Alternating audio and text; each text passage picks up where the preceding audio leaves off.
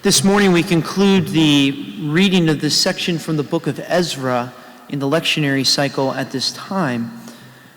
And one of the things that's really interesting about this passage from Ezra is Ezra, in a sense, kind of is doing a prefigurement of Christ.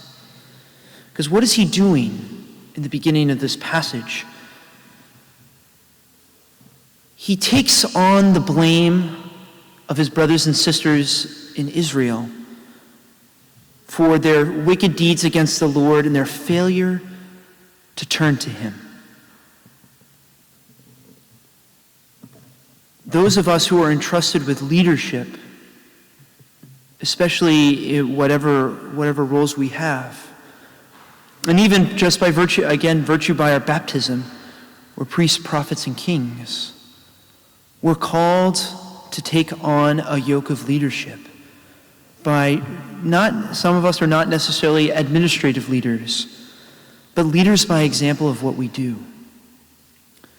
But in order to be a leader of any kind, it requires us to take ownership of the task at hand. As a famous Navy SEAL author, Jocko Willink, would say, it's not the team that's wrong, but it's the leader that's wrong.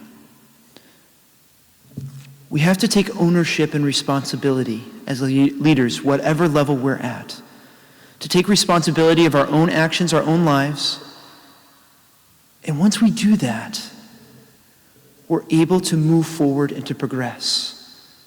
And that goes into the gospel today with the sending out of the 12.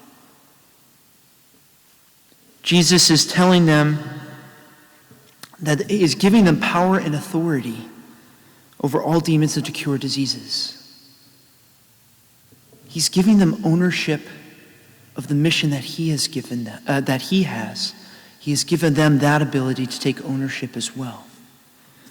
And his instructions to take nothing for the journey is not necessarily to go completely go maybe the St. Francis route and give everything away, but rather recognizing that, yes, you've been entrusted with a mission, but we also rely on total dependence on the Lord to fulfill the leadership role that he has given each and every one of us.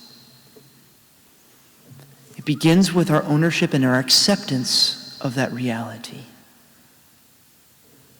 And then it's to recognize that we need to depend on him so that we can do the task at hand.